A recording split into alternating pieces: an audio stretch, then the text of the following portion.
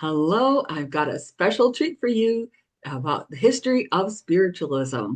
Welcome to Wednesdays with Willa. I am your host, Willa White, and this is my weekly podcast show that airs on Wednesday mornings at 10 a.m. Eastern on my Facebook page, Willa White Medium. It also goes out on my YouTube channel and as well as the Lilydale Facebook and YouTube channel, and soon to be coming on other platforms as well. And this is year 9 of episodes of Wednesdays with Willa. It's a treasure trove of information regarding spiritualism, mediumship, healing, faith, family, and more. And I love the fact people tell me all the time when they find the show, they start binge watching it, they love it, they feel educated by it and uplifted by it. And I'm so glad. Please like, share, subscribe, follow all the things so that I can keep bringing episodes to you and wonderful guests. And I am so happy to welcome back onto the show my friend Tracy Murphy. Hello, Tracy. Hello. I'm so happy to be here. Yes, Tracy is a very special person. She has been the long time caretaker and historian of the Fox property, also known as the Hydesville Memorial Park. And this is a significant piece of spiritualist history, and she has been preserving this, and she knows how to do it. And she's been wonderful to come on the show for several episodes. This is actually part of the Fox family series that we have been doing. We've gone through the family in great detail. So we've had episodes on Kate and Maggie Fox. We've had episodes on their brother David and his instrumental part in all of this, on Leah, the older sister of the girls, and on the parents, John and Margaret Fox. And today we're focused in on the Fox Cottage itself. And it's been an amazing journey to go into Yeah. depths into each of these characters and their roles. Tracy, if you could just, for people who might be finding this for the first time, just give them a few minutes to a few minutes of helping them understand a little bit of the history of the Fox family, and then we'll get into the Fox Cottage Sure. itself. Yeah. So, for those of you that don't know, and that would break my heart, the whole thing starts actually in this very small hamlet called Hydesville. And there was a gentleman by the name of Dr. Hyde, and he came to practice medicine. But when he came to this area, he found out how rural it was. And so we went with Plan B. And Plan B was actually building a tavern, and he made a lot of money doing that, mostly because of the Erie Canal, I'm sure. And once he started to stockpile his money, he came up with the idea of starting to buy the land surrounding the area. And it was named after this wonderful Dr. Henry Hyde, Hydesville. And he would build these little cottages and he would put them on the properties and people could rent them. And that is what the Fox family did. They came to Hydesville. They wanted to be closer to their son. Margaret and John made that decision and they moved into the Fox Cottage, well, what we call the Fox Cottage, but they moved into the cottage in December of 1847. And one of the first things Mrs. Fox said was, "Oh, place is haunted," which was very eye-opening, I'm sure. And we know that Maggie and Kate, the two young daughters of John and Margaret, they were able to communicate with a spirit that we came to know as Charles B. Rosna, who told his story of being murdered in the home. And the girls were able to communicate with him, as well as going on to several other places and communicating with more spirits. And they were no longer known as little Kate and Maggie. They became known as the Fox sisters, the originators of modern spiritualism in Hydesville. And then, of course, they just became famous mediums. Yes. Thank you for that synopsis. And it was a pivotal moment in history, in the history of understanding spirit communication. It hit the news, hit the papers real hard, as we've detailed in the other Fox Family series episodes that I would refer you to. And it had a monumental impact. People flooded into that area. The girls were examined thoroughly, and everybody Yeah, was kind of put on trial, unfortunately. as it were, in the community, but also the world at large. And for those of people who not familiar with where Hydesville, New York is, it's very close to Rochester, New York, which is Mhm. central to New York State in the United States. It's not too far from Lake Ontario, so it's as far as positioning, if people are wanting to know the geography of it. And we're going to talk a little bit later about what is still there if people are wanting to visit. But this is significant because on March 31st, 1848, that's considered the very, very special date for the Fox family and for modern spiritualism. And so here we are in the month of March with this episode for all of you, just as a way for you to connect in with this history and feel its significance for yourself. And Tracy's been doing an amazing job of caretaking this, so she's well versed. She's our local expert, so to speak, about these things. I And try. where should we go with this next, Tracy? What would you like to say next in this story?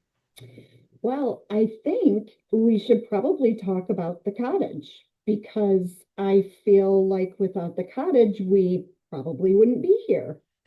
Yes, yes. Hmm. Would you like me to put up a picture Oh, at that this would be point? great. Yes. Okay, let me get the picture set while you start talking. Okay.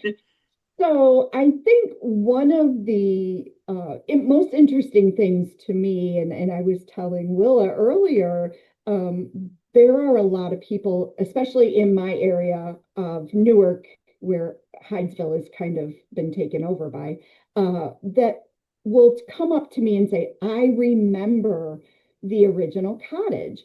And unless they are about 175 years old, they do not remember the original cottage. What they remember is a replica cottage. And it's a very interesting story. The replica cottage was just a wonderful little home, very humble. It's often described as, it was built in 1814 and it was built by Henry Hyde and his family on the property where modern spiritualism originated. And one of the things that a lot of people don't realize is it was a very humble home. It was what they called a story and a half. So there was a large first floor. There was a family sitting area with a wood stove. There was a small pantry towards the back of the house. On the south side of the house would have been another small sitting room where the Foxes actually turned that into a small bedroom. And then there was a staircase that went up, and into the loft area is where there was a bedroom for the girls. And that's where Maggie and Kate would stay, was upstairs on that second floor. Um, Not a lot of room to run around, but big enough for a family of four. And there was a full, what we would consider now is a full basement, and they had it sectioned into two parts. And there would have been, an area for their cold storage or maybe some, putting in some extra. If they had to store furniture or anything, it was quite a basement. Of course, it would have been all dirt floor, um, but very humble. There were a few windows. There was a nice big front door. There was a well in the front. The outhouse, of course, was in the back. But just very, very humble beginnings. Right. And it's in a rural section, a country Very, section. yes. So Very, it would have just had some property around it, and it would have been cold and bleak, I imagine, at that look time of out year. your window today. Yes, Yes, exactly. cold and Yeah. bleak. Well, you let me know when you want me to hit the next picture. Or Okay. You can go to the next one if you want. So inside, what you will see today is actually the original foundation from 1814. And not a lot has changed. There is one section that goes to the north. That is a section that we later learned was not a part of the original. But I can get into that a little later because I'll tell you who actually put that on. But you can see a lot of the stones are like field stones. So they would literally come from outside. People would be walking around and grabbing these stones to make these foundations. Um, the door was positioned in the front, which would have been facing the south. Not as we're close to the road, but of course there wouldn't have been a road there back in 1815, so it's a little different. I think we have a do we have another one. sure, should I click? All right. So this is what if you were to go inside right now, there is a structure that has been built around this foundation to preserve it further for the history of spiritualism. And this is only accessible at certain parts of the year. And Tracy is the caretaker of this property. But this is what it would look like inside. And she's got some little explanation pieces in there, and she does tours in there in the nice time of the year. So Yeah, I just so think the everybody's table aware. has donuts and coffee. I don't have that all year round. That's right. Just a little disclaimer there. Right. This was probably from the March 31st opening from last year because there was no snow on the ground. We got lucky. We got lucky. Yes, we did. All Mhm. right. So this is the next picture of the view of the Yeah. interior Yeah, so of the this is building. another view. This is actually, you enter from the north, which is the back. I feel like it's the back of the house. But you would enter through here. There's a door, and then you enter. You can see the windows that go all the way around. I believe there's 11 of them. So even if I'm not there, people can get a really good sense of what the enclosure is protecting, which is the original foundation. You're able to see a full view. Um, a lot of people are going to wonder, is that the cistern on the left-hand side? Well, it is not. If you know your spiritualist history and you've heard me talk about the Fox sisters before, you will know that they did find the peddler's bones. And that was in 1904. And that section on the left is where they found his bones. There were some kids playing in there, and one of the kids fell into the foundation, and it opened up and out spilled the peddler's tin pack, which is in Lilydale, and his bones, unfortunately. And Well, that was decades fortunately, after the sensation of exactly. 1848. Yeah, yep. Yeah. And many, many years after the Fox sisters had passed as Hmm. well. Hmm. Yeah, So shall I proceed? sure. Okay, there we go. And there it is. That's a nice little view. People come from all over the world to catch a glimpse of just this particular area. And I love it when people come in and they're like, "Can you show me where the peddler was?" And I always say, I'm going to give you a minute because I think you can figure it out.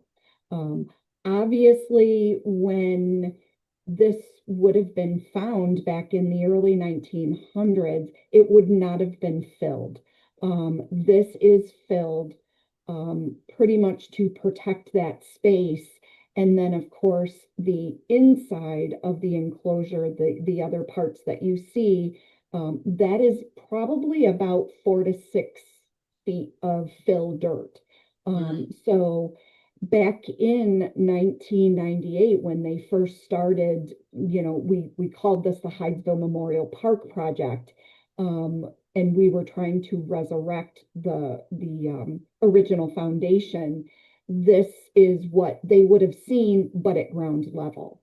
When I would go there, there were huge pieces of slate that covered this whole section. And if you didn't know, it was just a really rundown, overgrown area. A lot of people would just kind of go there and walk around, and, they probably had a sense of, oh, this is where the spook house was, and, because it has a lot of lore. But for those of us who did know what the property held, we knew that this is where the house was, but it was really hard to find it because it was so overgrown. So when I think it's confusing for people when they first step in because they think, oh, this is it. It was so tiny. But then I tell them, sit down. And then where your head is where the floor of the house began. So I think that makes more sense. But there's a lot of fill dirt in there and field stones. and actually, I think that does make sense. Having visited Pompeii, I know that one of the things that they've realized in their excavation, that over time, this actually destroys the site to It have it does. exposed. Yep. So it makes sense that this would get filled in. And just to orient people, that that special interior wall would have been built to hide the remains of the peddler. Yeah. And that's why Yeah. that is there. Just Yes. to really spell Right. this out for everybody. And Yeah. it's very Edgar Allan Poe. It is very, yes. So when you actually step into the foundation area, if you think back to 1848 or 1847, and you went into the basement, you would just see the stones, and you would think, oh, well, this is a very small basement.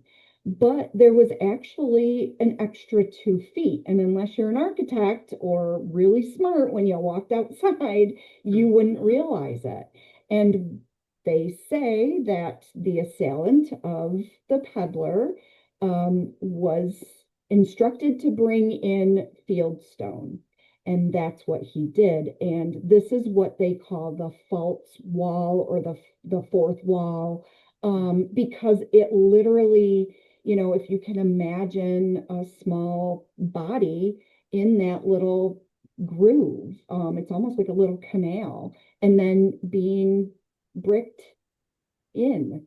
That is essentially what happened. And I think I had been the caretaker for probably 20 some years, and one day I was sitting in there and I thought, boy, the peddler said that his throat had been slit, and how horrible is that, and I like to think that it was an instant, non not too terrifying a death. But then, I sat down and I got thinking, like, my gosh, rapping noises. It's almost like someone taking a stone and hitting another stone. And then I thought, my gosh, that's a horrible thought. And it just really changed my whole thinking. And how does someone, how does someone do that? And then continue to live upstairs for a little bit, I think, until the peddler got his bearings on the other side and was like, all right, now you're in trouble. I'm coming back and somebody's gonna listen to me. So Mhm. yeah, it So was a strange thought. it's a strange thought that anybody would do this. And so just to be clear, the foundation was put in 1814. Correct. Then the murder of the peddler would have happened what year? We believe about 1845, 46. Right. And so then by, in 2+ years, Hmm. the Fox family come to live there. Yes. Yeah. And so, There was yeah, the one family before that. Well, there was the Bell family, Bell family, that's right. and that is who the peddler accused of murdering him, Hmm. was Mr. Bell, although no charges were ever brought. So if you're a ancestor of the Bell family, I'm sorry. Um, and then we know the Weekman family was there, but they weren't there very long. He was kind of a no nonsense kind of guy. And when they heard the knockings and his children complained of cold hands and footsteps, he was, let's go, we're out. Hmm. So when the Hmm. Fox family came, it was December of 1847. And it just, right away started up. And you Almost probably get peddling it. questions from visitors as to why it took so long for the discovery of the actual false wall and bones. Well, one of the things I think was once the Fox sisters left, we know that their father stayed. They went to live with their older sister, Leah, and Mrs. Fox, but Mr. Fox stayed. We know that. Right. He built his home near David. And I think it kind of became a bit of an attraction, but Yes. then also a little bit of a curse to the Hyde family because, well, now people have seen Hydesville was, people were going to Hydesville to see the spook house, but no one wanted to rent it anymore. So it was kind of that double-edged sword where curiosity got the best of people, but not enough where they wanted to rent the house. Mhm. Um, Today paranormal investigators are always calling Yeah, and, they'd oh, be can all we, over this thing. Yeah. yeah, right. Like, can we investigate? Can we do this? So I think, for a while it was just, oh, this is something interesting. And then, it just, the novelty wears off Mhm. and times change and, spiritualism became huge. So this was just like, oh, yep, that's where it started. So when you had younger kids playing in it, first thing you're going to do is go to the basement. And it wasn't until that happened that, they did find the bones. And then, of course, as soon as the bones were discovered, they were quickly taken away and, examined by the sheriff's department and coroner. So, yeah, and then it still, for another 10 years, just sat there Mhm. until it was purchased by Benjamin Bartlett, and he purchased the property. I believe he tried to purchase the property and the house. The family of Dr. Hyde said no, and so he purchased just the cottage. And he showed up at the property. He had them take down the house. They literally took it apart. Windows were stacked and doors were taken down, and the whole place was taken board by board. They put it on a barge. It was taken by Erie Canal all the way to Buffalo, and then from Buffalo, it was put on trucks and then taken to Lilydale. And what And year was that? that was 1916. 1916, which, oh my gosh, this year is 2026. We've got a little anniversary going on. We do have an My anniversary going goodness. on. Would you like me to click to Yeah, the next photo now? sure, yeah. All right. And there we have it. So Benjamin Bartlett, he was a spiritualist, and he was the one who, he purchased the cottage and he had it moved to Lilydale, and he literally had it put back together. So you could say it was restored. Um, and that is where Flo Cottrell was in charge, and it looks so sweet. Just, like a very nice place to live, honestly. Um, and it was in Lilydale for quite a while. And then unfortunately, we know there was a fire and the cottage pretty much burned. Not much was left, which is really sad. Hmm. Very much so. Mm. I think we do have that. Do we have a slide of the I think so. I'll click and see what the next. There we go. Okay, yeah, there it is. Yep. Yep. And that was the front page of the Fredonia Times, September 22nd, 1955. Um, yeah, that's basically all that remained. But fortunately, they were able to save the Fox family Bible and the tin pack. So that was a good thing. So those things can be found um, in the museum, Mm. which is great. The I Lilydale think, Museum, which is very close to where the Fox Cottage yeah, was placed in Lilydale, so it's not too yeah. far. And then today it's the Memorial Garden, the Fox Mhm. Family Memorial Garden. True. Yeah. And then this house, looks very familiar, doesn't it? This is the replica cottage. And when I'm looking at photos, a lot of people will say, how do you know it's the replica? Well, if you look at the top, you'll see lightning rods. And I'm pretty sure the original cottage did not have lightning rods. Also, the big tree in front is missing. Mhm. And there is two monuments in the front of the house. Now, there was a gentleman by the name of John Drummond, and Mr. Drummond showed up to the Fox property and he looked around. There was no house. And he said, geez, this looks like a nice place to live. And so he went out and he found period time boards and windows and glass, the doors, everything was pretty authentic, minus the lightning rods.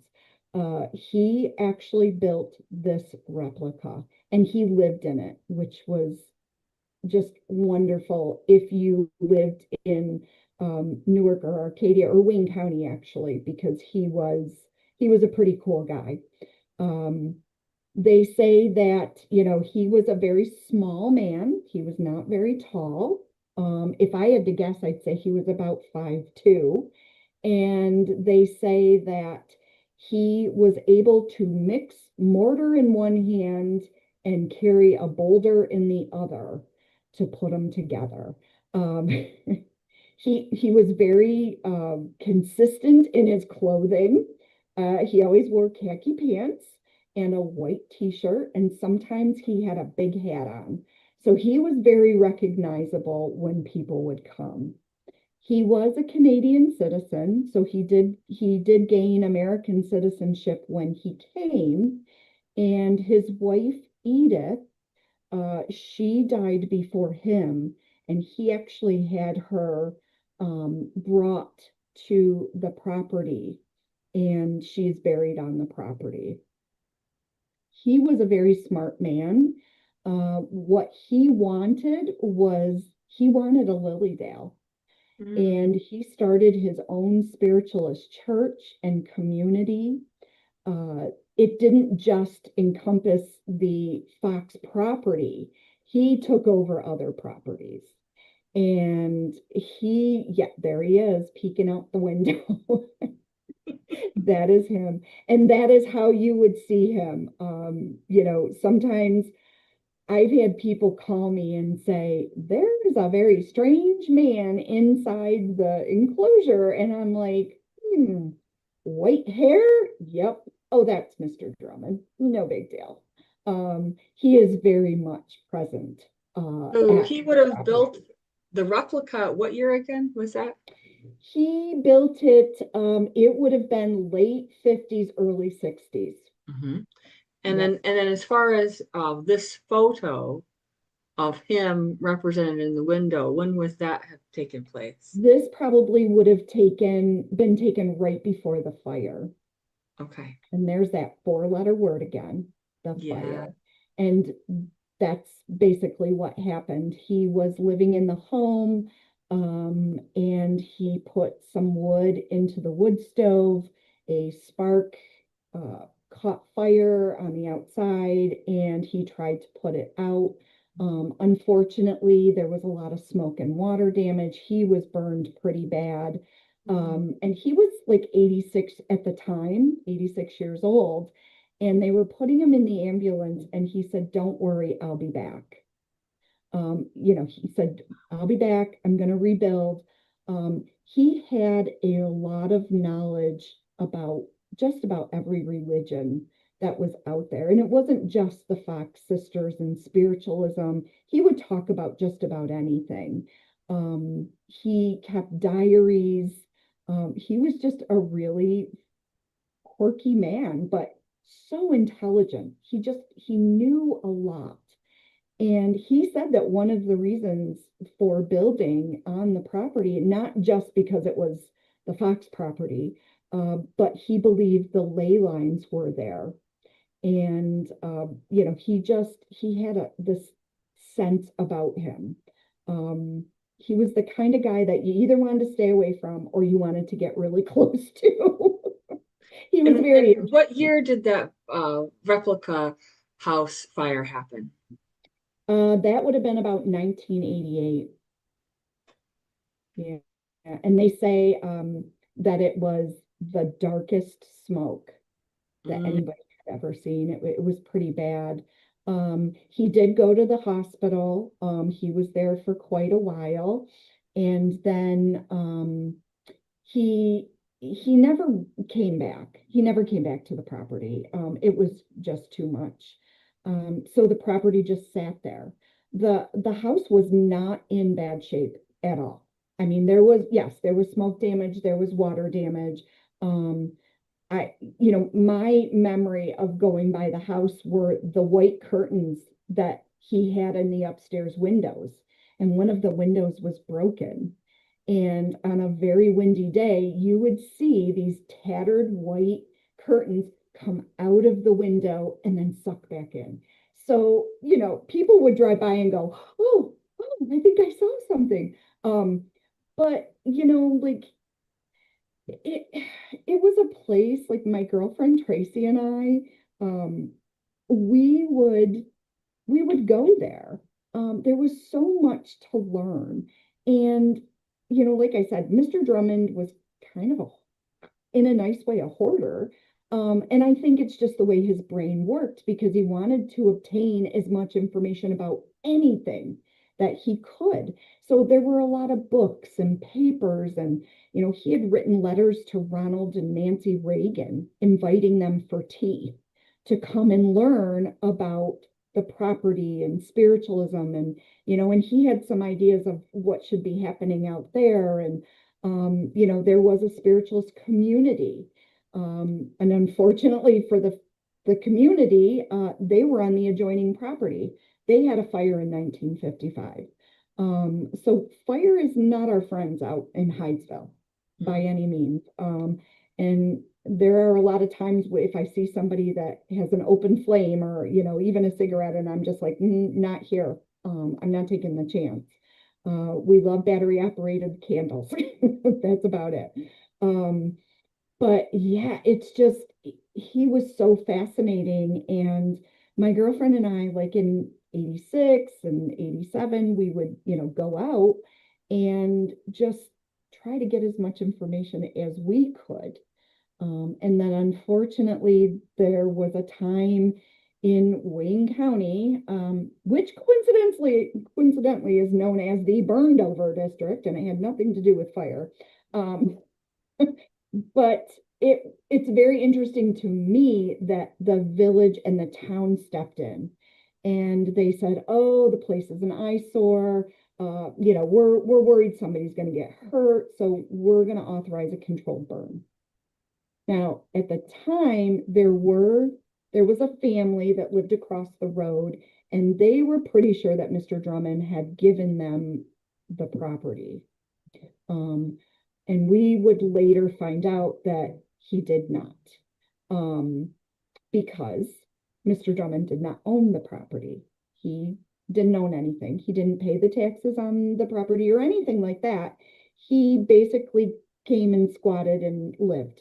And I've never been so proud of a squatter in all my life because if he hadn't done that, gosh, we don't even know what would have happened to the property because on the very north end of the property, it was actually a junkyard. Mm. It's really sad, but it was a junkyard. And we have found like Model T hubcaps and things like that. And there's newspaper articles that say, once the Mecca of spiritualism and now a junkyard, and, what a shame it was. So when they decided and allowed the controlled burn, I'm not gonna lie, and hopefully this never comes back to bite me in the butt. Uh, my girlfriend and I, we took some stuff. We went in there and we took some papers and books, and because we were just like, oh my gosh, this is horrible. Like they're going to tear down this building. Um, Unfortunately, we didn't hide them in the right spaces. Because it's horrible. I'm telling you. Confessions, We my tried to goodness. I know, right? Here, I'm diving into the past. I'm going to be in jail by the end of the day. Um, but we would take, we took some of those books and the information that we thought was important, and we put them in the schoolhouse, which is up the road. Um, Mr. Drummond was also renovating the schoolhouse that he did not own, but he wanted to put apartments in there. Oh my gosh, this man, he was great. So we hid some things in there, and then I hid some things in my home. Um, but when we left the house, I didn't even think about it until, maybe 10 years ago, somebody was doing renovations. And I was like, oh my gosh, if you find some things behind the chimney in this area, let me know. And they didn't. So we don't know what happened because they're So gone. you took stuff, hid it, and then forgot you hid it? Yeah. Yep. That's my brain. Mm, Wow, it's like a yeah. time capsule. Well, and I'm hoping, who knows, maybe in 20 years. They've already renovated the church. I don't believe anything was of use there. If there was anything, it would have probably been disintegrated because it in the elements, and Sure. the church was in pretty rough shape, so or the So schoolhouse. how old were you when you met Mr. Drummond then I and was started probably talking? like 14, I think. I Wow. was young. I was Yeah. really, yeah, I was young. And you and your friend But would just get talking with him and oh, you could pull up. Like my girlfriend's mom would drop us off. Sometimes we would call her in like in the mid morning from school, and we would say, "Oh, we don't really want to be in school today. Could you just like take us to the property?" so And she would say, you'd play hooky "Sure." and go. To the Fox. I know. That's hilarious. My Yeah, goodness. we You were brave I women guess back then. so. But yeah, and we would just go there.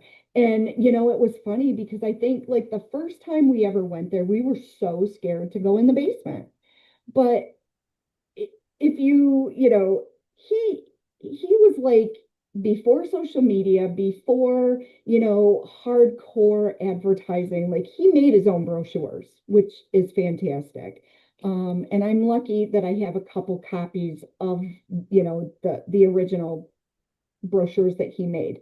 But he had this gigantic arrow that was lit up with Christmas lights, and it would blink. And he would say, "Do you want to see where the peddler's buried?" And the sign would blink. And so you knew if you followed the arrow down, it led to the false wall, and that's where the peddler was.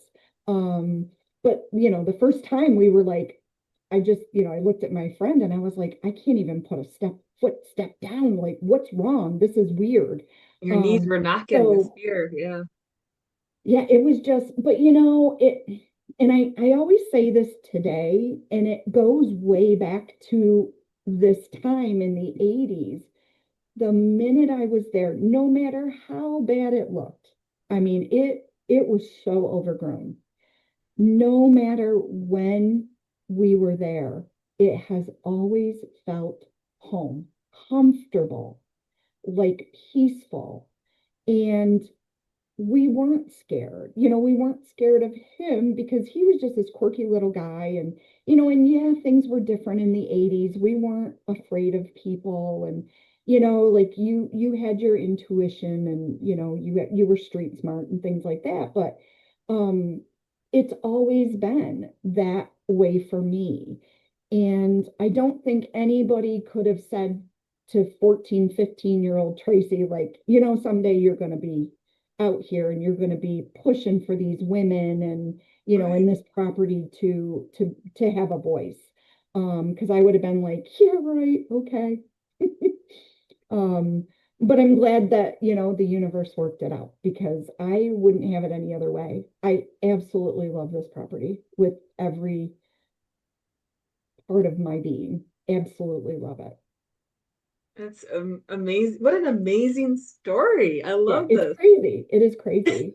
And then sadly, they did do the controlled burn. I think that was around 1990. And that was horrible. That was just horrible to watch. Oh, Um, so you went and that day and mhm, watched it yep, happen. yeah, Wow. yep. There were a lot of people that came out, a lot of people. Um, But and what then would the alternative have been if they didn't do the controlled burn? What would have been the alternative? Is I the think the question I alternative would have been just leave the property as it was. Because honestly, nobody was going there. Like we were.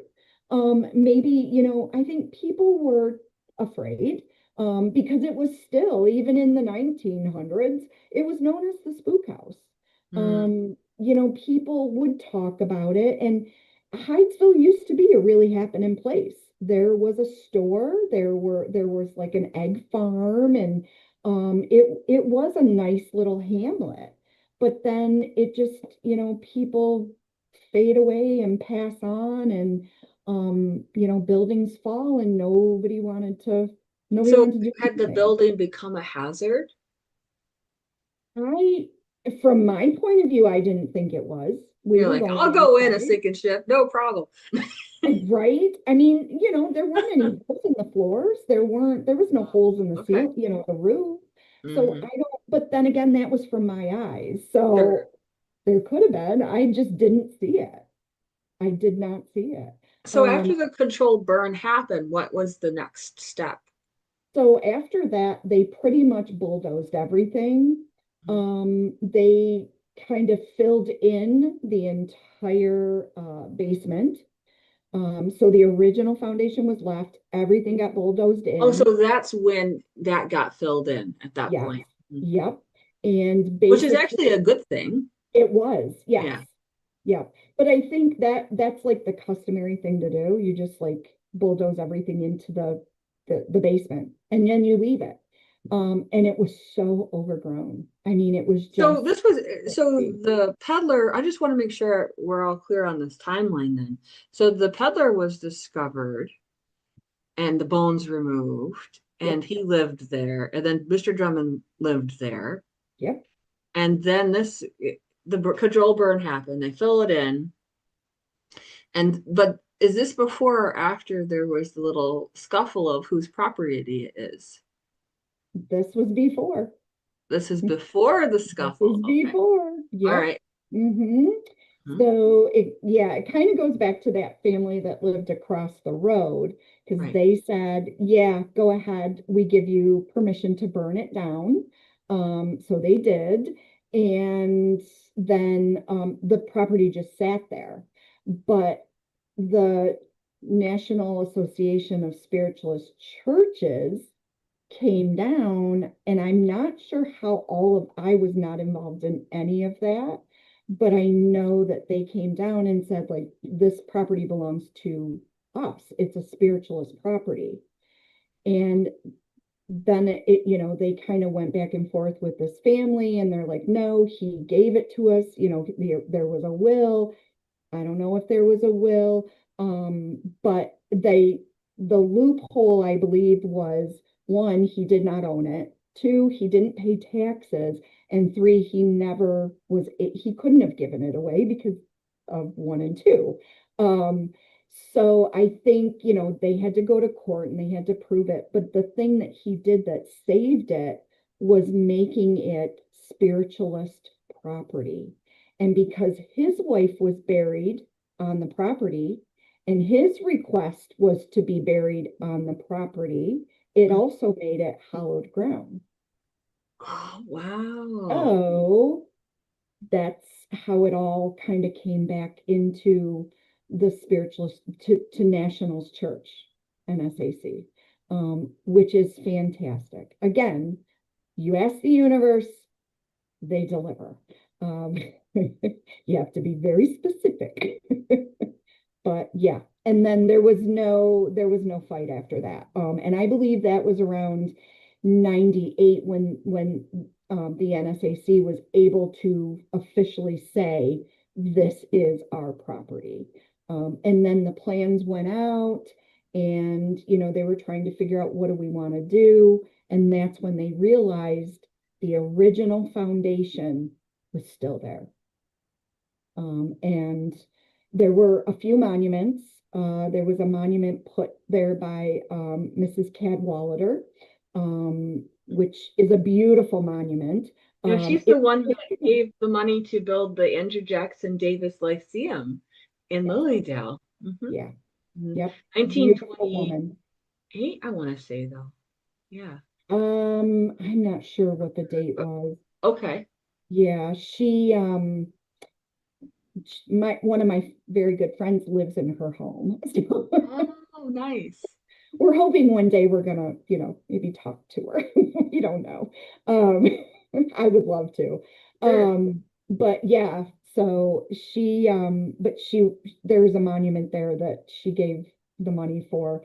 There's another monument that was given by the um the spiritualist community that was for the property that was on the other property. And I cannot for the life of me think of their name off the top of my head, which is horrible. Um, but I did just come back from vacation, so sorry. I can get the name. It'll come to me. But so those monuments were there. And Mr. Drummond, like I said, he wanted his own Lilydale, and he was going to build a church. So he had started building a church. And it was probably maybe 200 concrete blocks. They were just, piled and mortared, and he was starting it. And this one particular monument was on top of it because that was going to be the cornerstone of the church. Yeah, he had big plans. And if we had crowdfunding and Facebook and all those things, he would have been an amazing guy. He would have really done big things. But around, I think it was around 2000, one of the monuments was taken off the property and it was stored at a local monument company called Newark Granite Works. My husband and his two brothers owned Newark Granite Works. So I don't know if it was Reverend Cozy Allen that had called, or I'm not sure of who the top people were.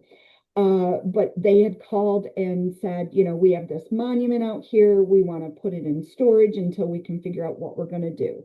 And my husband said, yeah, sure, we'll go get it and, store it for you. Not a problem.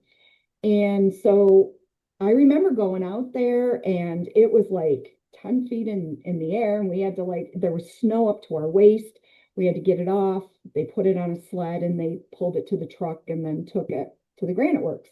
And it was there for a while. And then they started to come in, and they were clearing the property. And it was just like, this is interesting. I wonder what's happening. And so very slowly, the property became visible again.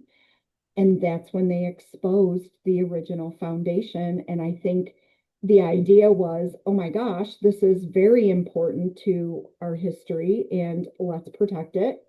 And then they started to build the enclosure.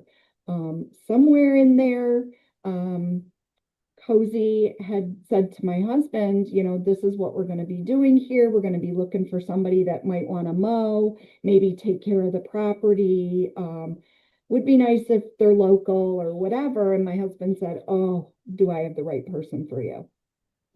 And he came home and he was like, oh, by the way. And I was like, give me the number. Like right now, I need to talk to But this he was all person. casual with it, even Yeah, though he's he like, knew you'd you be. know, I thought maybe you'd be interested. And I was just like, oh my gosh, am I interested? Um, yeah, so I started. The first year I mowed dirt. I literally mowed dirt. It was so gross, but I was so happy to do it. And then I would jump in the creek because there's a creek that runs the property. And I would jump in the creek and I would wash off and I would ride my mower home and then I would take a shower.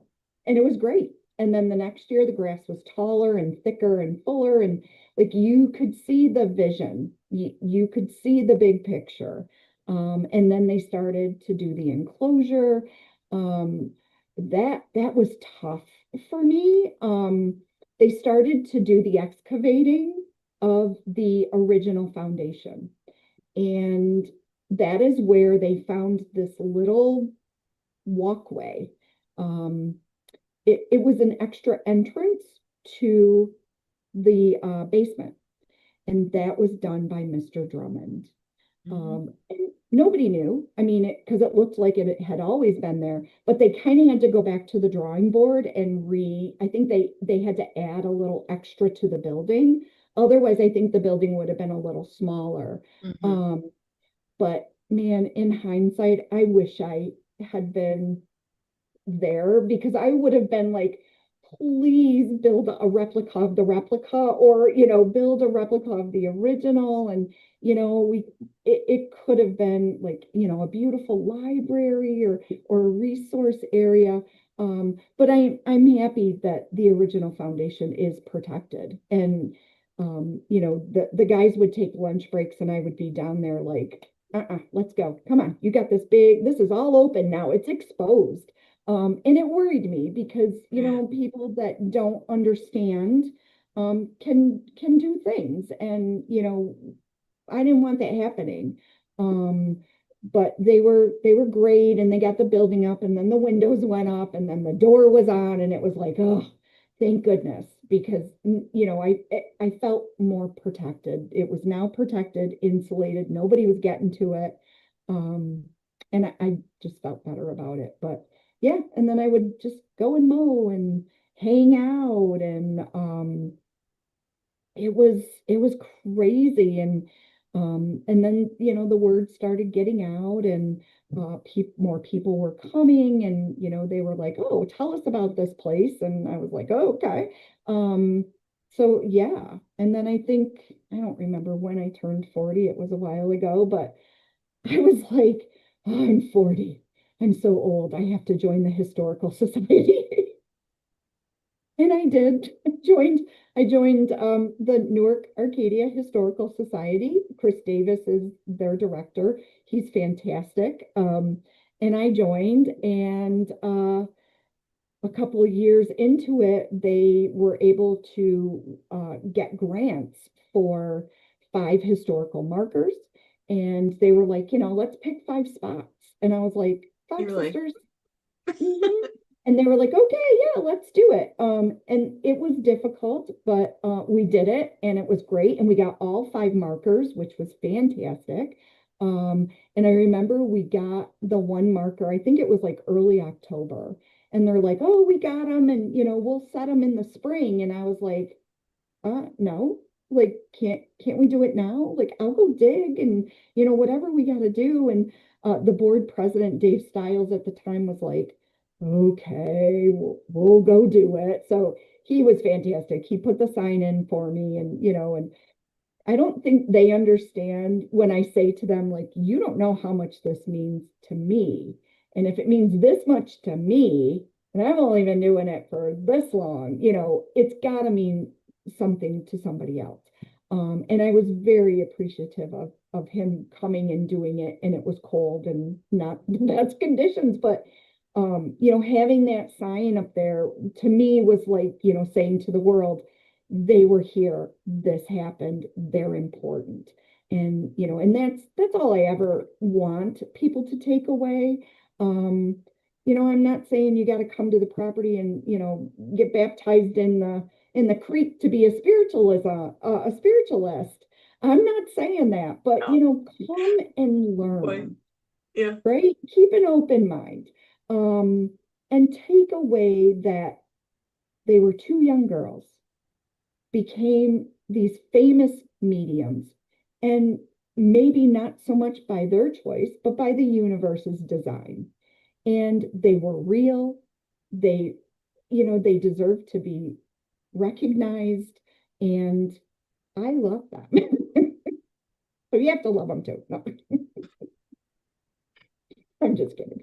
But I just feel so grateful that uh, you know, in all of this, you have had such amazing love for the history and the preservation of it. And to be the caretaker of that property is not an easy thing.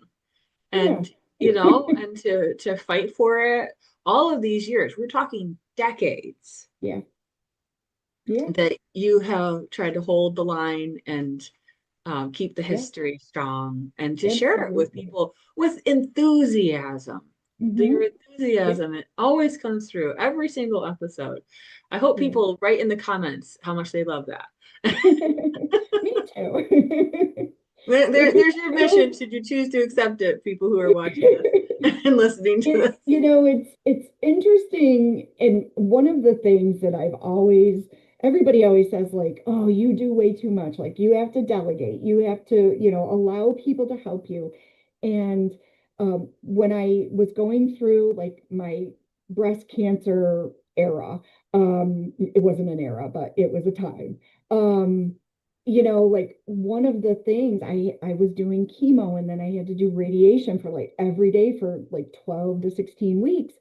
And it was very difficult to get there and do things. And, my brother-in-law, Rob, was like, let me mow for you, let me go down, and just do this for you. And, that one time, and I'm like, okay. But it's so hard. I mean, my husband will tell you there were a few times he would sneak down and do it. And then I would be like, I'm going to go mow. And he's like, oh, I already did it. And I'm like, what? What do you mean you did it? Like, I would be angry because I'm like, that's my time. That's my time to be there. But and I have people that reach out and they're like, oh, what do you need? What can we do? Can we plant flowers for you and things like that? And, over the years, I've learned to say yes. Because in my head, I'm like, well, you can't come down here and take this over. Like, this belongs to everybody. And, it's me. I'm the mama bear down. I'm the mama fox down there. Because I always want things to just go smooth. And I remember way back in the beginning, they sometimes there was a local church that they had written cozy and asked for permission to have a service on a Sunday, and she forgot to tell me. So I'm driving home from church and I see all these people out there, and I'm like, what's going on? And Yeah. I pull in and I'm like, I'm sorry, do you have permission to be? And they're like, yeah, we asked Cozy Ellen and she said yes. And I'm like, okay. And I would get in my car and I'm Cozy. And she's like, oh, I forgot to tell you. And I'm like, okay, whew. You can't do that to the caretaker. I was ready to be Take like, your all right, duties all you people seriously. out. Yeah, but now I'm like, I am so happy. Sometimes I drive by and I see, people just sitting on the benches, and it's nice. And local people will come and they'll have lunch there, or they meet other people there. And sometimes I will get, if I have a random day off and somebody sends me a message and says, I'm here at the property, any chance you could come? And I used to be like, yeah, I'm going to drop whatever I'm doing and I'll get there, which has gotten harder over the years for me to do it. But, if I'm just at the house, I'm like, yeah, I'm 5 minutes away. I can stop in. And it ends up being about 2 hours, but I don't care because that's more people now who have learned the history, and what hopefully they take away, a little bit of the story, and a little appreciation of how hard it was for them to do what they did. So And it's I as you're hope you get talking, that it's again. reminding me of this one movie, Night at the Museum, that with Ben Stiller, and the museum comes alive in the at night, and there he becomes so interested in all of it unfolding, and he becomes quite the caretaker and the guardian of Yeah, that space. And I feel like yeah, that's what's happened for you, that you're having a different kind of immersive experience than most people would. yeah. You know, Oh, you're definitely. trusted in that space. You love that space. It's, you know, the people that have the energy that's been laid down there before, you're so cognizant of and have a spiritual link with. That's very, very special. I love And that, that I someone want like you was people to there. come and respect, just respect the history and respect the property and which I think, not just for spiritualism, but for any kind Sure. of a religion or, a movement or whatever you want to, put a label on it. But yeah, just, a respect for our common people. Well, I know It we seems should wrap things up. Any last things you'd like to share with folks before we talk to them about the event that's being planned for this year's um, celebration, if you will, the yeah. birth of spiritualism? Oh, our Do you big have any other things you celebration. want to share about that we didn't get a chance to cover about the Fox Cottage? I I think you think we pretty much got think everything. so. I So, what's mean, the special event that is coming up at the end so of this month, March March 31st is our 31st, yes. March 31st is the day that we celebrate modern spiritualism. If it's on a Saturday or Sunday, usually we'll be there all day on the property on the 31st. However, this year, I believe it's the 29th. I had to look at my So calendar. that'll be a Sunday. Yeah. Yeah, so Sunday, March 29th, if you follow our Facebook page, it'll be posted on there. But I'm at the property around 11 a.m. and I usually stay till about 4, sometimes 6, depending on, the traffic and the weather. But that is the official start date for our season when the enclosure is open, when the property reopens. Right now we do still have a ton of snow, but Yeah, we get such snow in New York State yeah, and yeah. central And and and west. our visitors kind of die down in the winter. And I used to go and I used to shovel it and all of that stuff, but it just unfortunately it's kind of hard to shovel 2 feet of snow for one person that may show up in, January, February. And there's no So heat to this enclosure. There's nothing like no that heat. that's Yeah, available. But on the yeah, 29th yeah, of 2026, yes. in March, people can come and you'll show them the enclosure and explain about the Give that history history. of the Mhm. Fox family. And so that's a nice little start off Yes. to it. And then if people are in the good months, good weather months is what I mean, Mm, want to reach out, I'll make sure that it's posted there, your contact information, so that they perfect. can reach out to you directly to make an appointment. It's always best to give Tracy some uh, advanced information that you're coming, because then she can be there. She can, she has a life. She doesn't just serve as the caretaker of the of this Fox Cottage property, but she's also the director of Historic Palmyra, which is like I think Museums, yes. five museums that Yes. she's involved with. Plus, she has a family, so she has a life. So, whenever she comes on the show, I try to remind people A of little that bit of fact. notice goes a long Like, way.